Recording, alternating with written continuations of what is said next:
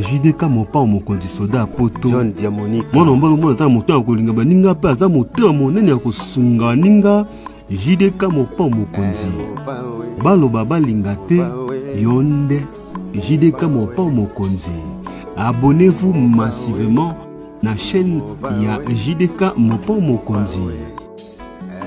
Mwana mbalo na mposa miliki mpa bolinga bato ba congolais na ba français bandimi JDK mopa mokonzi batika ye afanda na ngwende na ba conseil ya malonga o ezo sunga mokimo JDK mopa mokonzi batika ye yende soda poto yokabote. Bienvenue mesdames et messieurs dans votre chaîne JDK Mopao TV. Abonnez-vous massivement, partagez, likez. O panzali solo ya soda ya poto. Mwana mobalo anamposa miliki. Je dis on est ensemble, on est ensemble. Bonne année 2025 à tous. Mbote na balandi nyonso ya JDK Mopao mokonzi soda ya poto.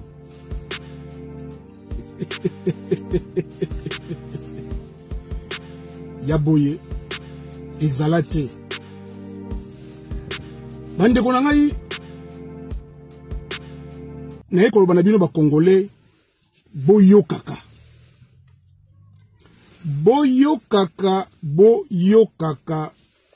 tango yebi likambo te linga otuna kozanga koyeba eza liwa ya ndambo.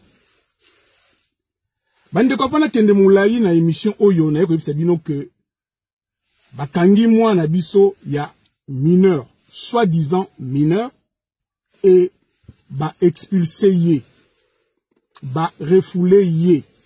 Au cas où vous comprenez que au soda puta lobaka. Alors zala branché, bovanda, boyoka, lisolo, ba information na oti kozwaka sikoyo. Bande konanga avant tout na kosenga na yo ezambala liboso olanda soda ya poto omonanga oyokanga to s'abonner na chaîne na bino oza ya biso nyonso na kombo ya JDK Mopao TV ko s'abonner ezali ofele mutu akosa yote bande konanga ko s'abonner zaka ofele. Alors abonnez-vous massivement et gratuitement sur votre chaîne qui est aussi la nôtre, JDK Mopao TV. Vraiment, na sengi na bino, pardon, bopé sangaka 1000 abonnés, pour to kota penda année oyo, to kotian déjà année 2025, toujours na bon Nzambe. Soda ya poto, moi na Nzambe. Bande konangai, na lobaki na bino na ozamulaite, makambo nazo pesa bino ba information nazo pesa bino ezo ba information on nazo na source ba loi eza ko changer ba mibeko makambo belé eza ko changer awa na ba bino to kota 2025 ba makambo belé e ko changer. Alors nalingi na rappeler ba congolais ba bois qui sera mineur ti. Au cas où yo yebagite ya soda puta ko yebisa yo po yo zanoka tetu yo zali kaka wana ko contredire au soda poto aka koloba, mais en réalité oyebi eloko moko te bande kona ngai bozi osala ba orgueil ezanga tina ba extravagance ezanga tina, mais potuna ozomona keso tuni soda poto ngana ko humilier yo to ngana ko na ko zoba te oza zoba te ndeko ngai. Au contraire boyaka otuna ba mituna esaka malamu nazawana pona ko orienter bino pona ko aider bino aussi, pourquoi pas na ba démarche administrative na makobetali immigration na makobetali mikanda. Na lobite ke na yebi mingi koleka bino nyonso, na lobite ke na yebi mingi koleka communauté congolaise nyonso, mais merci na balandinyo so ya JDK Mopao mokonzi soda ya poto. Merci na patience na bino, merci na confiance et fidélité oyo bopesaka soda na bino ya mikili eloba yemei Jean-Louis Lubandila botika na kaka moko l'unique on azaka fierté ya communauté congolaise na kati ya mikili ya poto. Olinga te etali kaka yo ndeko na ngai nga nazo ya kopesa bino ba information nazo ya bino oyo makambo ndenge ezali ko bongwama. Alors nalobaki mineur babwakisaka ye te bandeko na nga botunaka congolais boyokaka te botunaka tala siko mwana biso na minute oyo ifala passer ba fête ya Noël ba fête ya bonne année réveillon ya Saint-Sylvestre a passé ango atala feu d'artifice ya Tour Eiffel atala ndenge ba lumière ya Champs-Élysées a profité na plaisir ya repasser ba fête na kata mikili mwana biso na minute yo ake repasser on na maloueka ngaya nganité pour les bi que tango o lande mission oyo oya condamné soldat ya poto te soldat ya poto yozo finga yozo lo baba na maloueka te maloueka ezaka quartier oza na kati ya commune Mo Ngaliema quartier kitoko mais na lobi maloueka pona nini parce que ndeko na biso ba refouler ba expulser ye pona nini soi-disant mineur mais mineur ya lokuta bandeko na ngai na beta ki sete na lobaki bolanda maloueka te maloueka waneza kaka to seka mais boyoka ngai makambu na oloba neza sérieux prenez ça au sérieux bandeko na ngai ba congolais bobi manakati ya distraction bobi manakati ya émotionnel bobi manakati ya inconscience bobi manakati ya ignorance. Arrêtez d'être des naïfs bolingara mo boyokaka pour ce mondela zolo babo yoka boza l'attentif mais tant au congolais ndeko na bino congolais zolo babolingi ko yoka te bo tia tetu yango ekomeli mwana biso. Alors bon na lisolo ndeko apesi ngai abina nga solo ya poto mwana biso azali ko ya poto ayaki poto akomija na poto mais objectif na ezalaki akende ko rejoindre papa na ye na Canada. Quand a commis la France, avec un passeport, il y a moins de 24 ans. Mais âge nae ya solo, âge nae o ya botami na yango, aza moins de 20 ans. Mais tout ça là qui est passeport, il y a moins mukolo, pour et quoi permettre ye, à quoi cause visa. Sorte ya visa de travail, accueilli musala babilo mo andengwana. Na banzi boyebi ndenge zalaka. Tam si yo yebali na ote, nous avons informé yo. Alors tant comme en France, bayambi na bande konaye en France, babengi papa na ye na Canada, babi na ye bon, moi na komi. To sa ndeni sikoyo. Papa vandi atali abi bon, mikolo pe na Canada makambo za moi pasi. Est-ce que solution zate bo lukaka bo vandi sa na France, atanga na ye ba classe bani mani tout. Ah, bandekone balobi, non, mais na âge à 24 ans, talaka sa ko moi mukolo. Habite me bolu ka solution na France pour na ba facilité wana ya okitambula. Ba solo li na famille ba zwi likanisike oui, ba garder ba kitsaye mbula. Alors bandeko na ngai. Na France, na baki to kota 1er janvier 2025, to zwi ministre ya sika ya justice garde des sceaux na kombo ya Gérard Darmanin, ou azalaki ex-ministre de l'Intérieur. Akutani na ministre de l'Intérieur oyo ya sikoyo. Na kombo ya Bruno Retailleau, oyo ifala za la ministre démissionnaire na gouvernement ya Michel Barnier, mais ministre ya sika, premier ministre ya sika, François Bayrou, a gardé ancien ministre de l'Intérieur. Donc, Bayrou ça la duo choc ministre de l'Intérieur Bruno Retailleau na ministre de la Justice garde des Sceaux Gérard Darmanin bakutani bazui likanisi toujours avec le premier ministre et chef de l'État balobi que cette fois-ci na niveau immigration il y a eu trop d'abus, c'est-à-dire que bana nyo surtout oyo issu d'immigration ba yor boaka comme des mineurs va changer méthode.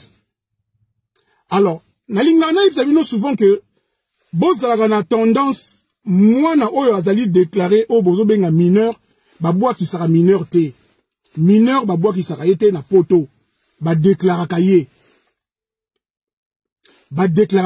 botika okene ba mineur sans accompagnement. C'est-à-dire, ba minere va si va comprendre que mineur à cause là sans accompagnement té, et ça impossible. Donc, ba makamunu sona ba si va comprendre dango. Alors, ba ndeko son l'air ba moi na bango, il y a 24 ans ba lobi non faut aboa ki ça y est. Mais ayaki na ba papier awa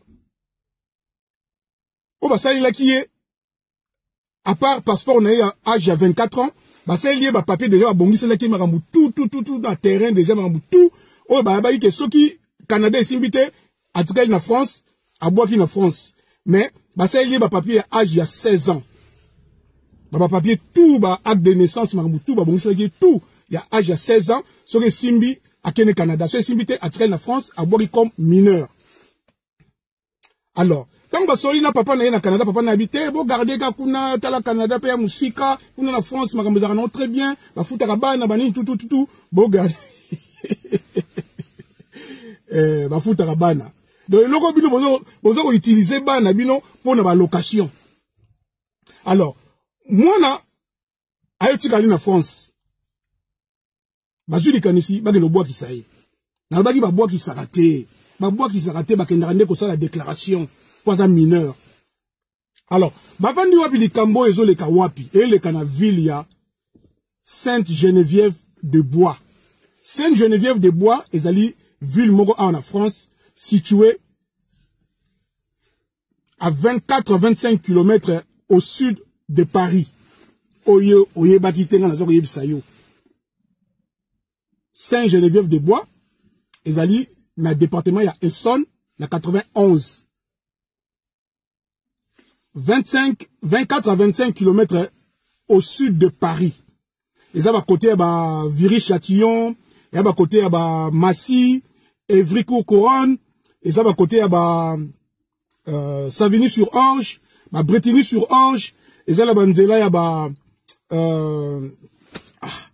Lucasou ville nini oyo, Fontenay-aux-Roses, Bourg-la-Reine, donc je crois Anthony aussi n'a pas sauté. Mais en tout cas, Ezali Nanzelona national 12, si je ne me trompe pas. Au boyebi poto moi mouké, boyebi moi poto au boyebi moi France mouké pour comprendre honneur le bas. Ezali national 12, je pense que national 12 Tio Kende Rubima ba côté ba Évry-Courcouronnes kuna. Alors, bande bonangai, on va venir à Sainte-Geneviève de Bois. Alors Sainte-Geneviève de Bois, au cas où yebagité, c'est là où se trouve la prison de Fleury-Mérogis. Prison à Fleury-Mérogis, na 91, et à la Sainte-Geneviève de Bois. Dans ce cas, ça nous aura d'informations au cas où vous avez. Alors, on va venir à Sainte-Geneviève de Bois, mais, balobi non, le rôle là, mineur, ce qui est na Évry-Courcouronnes, qu'on a donc, bête à poteau. Donc, bakene siko wapi, bakene na sous-préfecture, oh, il y a Étampes. Navanzi boyebi bino surtout sous préfecture ya Étampes ezakuna na 91 na Étampes. Donc bakene kuna bakei kuna bakei se présenter balobi que non moi na biso oyo aza mineur ba papa na ye yo tout aza na 16 ans. Batali ba document na ye tout ba bino. Le aza mineur il faut que na na préfecture ya Évry-Courcouronnes.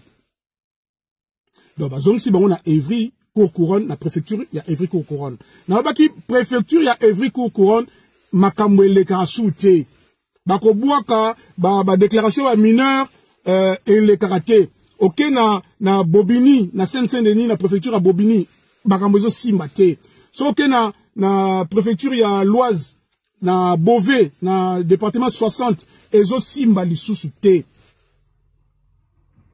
voire même kutuka na ODC nawa et pas ya papa na biso papa Féroce Lomeka na côté défense wana na 92 na préfecture ya Nanterre bakomi matata mambozo simba te bandeko na ngai alors bazui moi na biso bakene na étampe na sous-préfecture le but non biso so ki par makambo ya bana te ya la mineur te bokene na préfecture ya Évry Cour Couronne donc bazongi na ye na Évry Cour Couronne ba ye na ye wana ba koti na mbala moko sous-préfecture ya étampe e bengi préfecture ya Évry Cour Couronne et le bino bango toza na famille moko to tindeli bino kuna mwana baye ko présenter baye ko déclarer mwana bango ana 16 ans à outi Afrique mais selon biso toza na ngona ba doute mais bozwa botala bo vérifier ndenge nini makambo ezali alors là baye na Évry Cour Couronne na baye na bino bandeko na ngai bakomi ko sala ba examen osseux examen osseux c'est-à-dire l'examen ya mikuwa parce que ba commis déjà ko comprendre que makamnu stolo ba ezara ya lokuta et surtout que bana to yana bango batali bina mwana bina babite o azana 16 ans alors ba lobi nini biso tolingi d'abord tozwa ba preuve qu'azana 16 ans alors ministre intérieur Bruno Retailleau na ministre na ye ya sika oyo ya justice garde des Sceaux Gérard Darmanin basi bazoki likanisi batie en place na ba préfecture nyonso ya France ba bendi matoi na ba préfet ya France que cette fois-ci ce qui un immigré ou mwana issu d'immigration aeko déclarer ou aeko boaka nebiso kanta ko boaka ya ko boaka te za déclaration mwana na yaza mineur si réellement mwana na outil Afrique il faut à tout prix examen osseux pour baye basoki réellement azana âge o bazo pesa donc baji bango basali bango dossier balobi na bango bozonga dans une semaine na une semaine wana basali ba mettre en place ba makamu nyonso tangu famille ne yena mwana bango soi-disant il y a 16 ans ba juillet bazui sikoyo médecin spécialiste parce que ma préfecture est comme si on a médecin spécialisé o ya makambo wana pona ko kata makambo ya lokuta ya ba ko déclarer bana ba mineur bazui mwana biso ya mobali ba pesi pas médecin kenaye wana famille tikali e ozela médecin kenaye aki osala examen asala examen oyo Barbenga méthode Grelich. Méthode Grelich ezali méthode moko mise en place. Oyo baosala l'examen na kombo ya sésamoïde. Sésamoïde ezali examen oyo soki ba sali yo radiographie. Na radiographie wana baozwa maboko loboko ya gauche na ya droite. Côté poignet, la droite, na la main gauche, basalongo, nous sommes balé radiographie, na nous sommes ballon les basalongo radiographie, après basalongo test. Na test basalongo, test en ba bengango, sésamoïde. Donc test on est sésamoïde, et robimisa âge légitime, âge exact réel au moins na abotama na yango. Bandiko na appareil wana méthode Grelich et constaté. Ezo constaté. Donc là, basali moi un examen. Balobi na ba parents na bango que voilà, bozonga dans 2 jours boya ozo ba résultat. Na 2 jours on les bazongi. Ba ebisi bango. Ba résultat yango ebimi. Moi na bino âge réel na ye o ebimi na méthode Grelich na système ya sésamoïde et puis si âge na ye réel o ya botama na yango 20 ans. Bande ko ngai. Et bimi si âge na ye réel 20 ans. Babi na ye mwana oyo ana 16 ans te ana 20 ans. Alors na minute yo to se la bino OQTF. Ordre de quitter le territoire français. Bande ko ngai. au moins pour comprendre que c'est l'éloté. Bah congolais pour comprendre ça l'éloté. C'est-à-dire que cela pour tout nous voir au fond la bino bon mon on dirait ça aventure. Non bah nos vérité. Bah na boania bah na cerveau bah comprendre marmina oloba.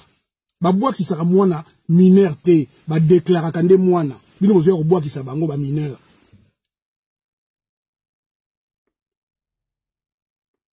Bah pesi moana okitef.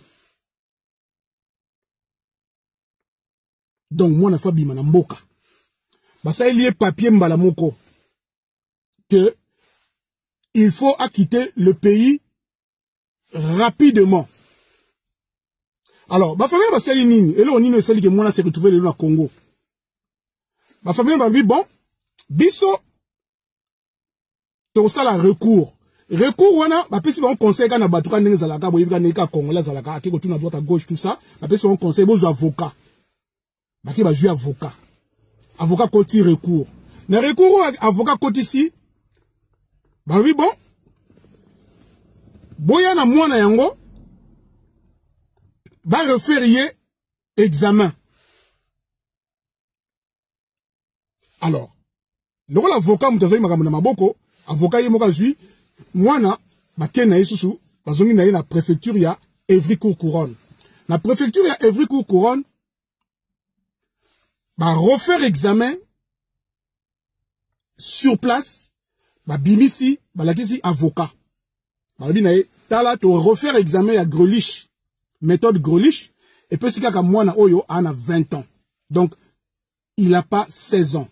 Na minute oyo, a ozongati.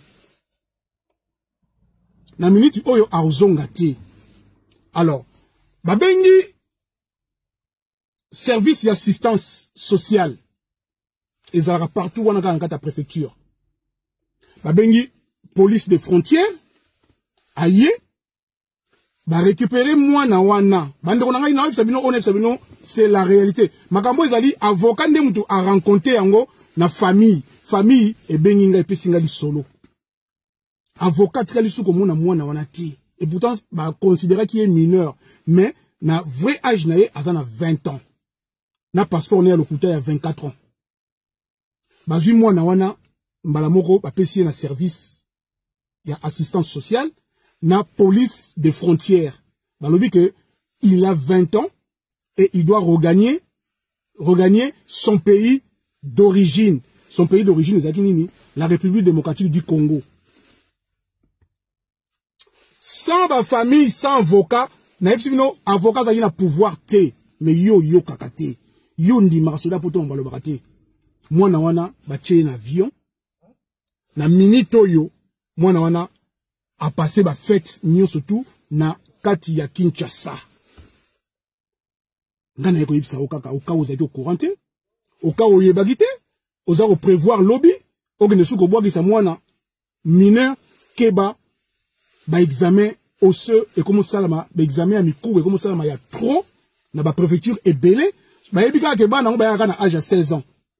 Bah si ba comprendre bino bandeko na bo changer, bo tirata 17 ans. Bah yebika ke bo na âge à 16 ans. Donc moi on a se retrouver na Kinshasa pendant ba fête oyo ba oti ko refoulé. A vu que tu chance te tenter o nini yo ba parents ba famille te ba benga ndeko na ye papa na ye ne Canada ba bina ye azad jana Kinshasa papa aleli. Papa aleli. Alors faites très attention. Botunaka soda potazana pour nous sabino ma réponse na ba question na bino mais botika nde qui têtu zo futate ezo futate bandeko na ngai bo partager lenga émission na kosuka na nga awa nega ko betaka 7 benda 7 émission oyo na likambo tali ko bwa kisabana soi-disant ko bwa kisabana mineur ba bwa kisaka mineur te ba déclarer ka mineur. Na olobango na munoko nini bo yoka nga mukolo nini bo ndima nga mukolo nini na suki awa na kopesa mbote na nga rapidement na Anita Molembek oyo a zanga kate kopesa ba conseil pe ba encouragement na soda ya poto na kobagisa mbote na ngai na maître Alain Lyon na Argenteuil na 95 Val d'Oise et puis na kopesa Mbote Nangana, ya d'Alliance Mbabou na Sévran na 93, ya Médard Kitenda na Épinay-sur-Seine na 93, ya José Mbambi na Évreux, Normandie na 27, et puis na Pessi, ya Guibert Dubonza, le monument na Caroline du Nord, ba Mbote Ebele, joyeux anniversaire, happy birthday to you, mon yaya. Et na Robo Sanate, Chéri Paul, na Merbo, na Chartres, na département ya Eure-Loire 28. Après si Yampangi, oye Maman Lumière soit mounou, na kati ya Vendée, na 85, na Sable et d'Olonne, ba Mbote Ebele, ya commandant na Bisso, ya Miché, ya Lady Miché, na kati ya Chine, après si langa Madame Babizou Ebele, et puis na kosuki sa epa ya petit nangai, penza donc petit nangai, na kati ya salon, Micha, coiffure et beauté, Prince Émeraude du trône. Ciseaux kana ciseaux. Alors, merci mon petit. Et puis, na kopé sa mbote nangai na salon Yemoko la patrona. Na kati ya salon Micha coiffure et beauté. Oyo ya Yemei, Bosco Boble Mondoyi, Njombe. En tout cas, mbote bisika bozali na kati ya boutique na bino salon Micha coiffure et beauté na kati ya Évreux la Madeleine na place Kennedy ba bisou ebele et puis na kobosa na te mère double oyo ya vieux capitaine ya na ngai Souza na kati ya Évreux la Madeleine et puis na pesi boutique exotique Mama Africa oyo ya maître le boss John ndoyi na oyo yo. Alors, de Pasqua, de Bambongo, ya yope bambote yangwana, boza ebele o bolingara soda ya poto, en tout cas, na suki awa, tokomi na prochaine émission, Jerry Loubaki, na Maman Louise, na kata Bruxelles, bambote ebele, à Fondofula, monsieur le maire, le bourgmestre, ya Bandal, ya yo bambote yangwana, na pesi, mon vieux, bon, boza ebele, en tout cas, na usuka kaka na Frédéric Ntsumbu, nakati ya Bonneville près d'Évreux vient nga Tom Zikinankazi na pesino mbote na Sensé et puis vient ngai Jean Badra en tout cas Xavier Massamba boza ebele na sukiawa tokomi na prochaine émission et na kobosa na te kopesa mes condoléances le plus attristé na famille d'Akumuda et pa ya oyangai Jano Kimbokusu en tout cas courage frérot. En tout cas, vraiment, courage na famille Mobimba. Vraiment, Nzambe alola atika binote, asunga bino, makamuni so eleka malamu. Donc, tokomi na prochaine émission, yaboye. Izalate. Ciao, ciao. Si vous avez aimé l'émission, n'oubliez pas de laisser vos commentaires, cliquez sur la cloche des notifications, likez et partagez. JDK John Diamonica TV, votre chaîne. Papa Soldat ya Poto.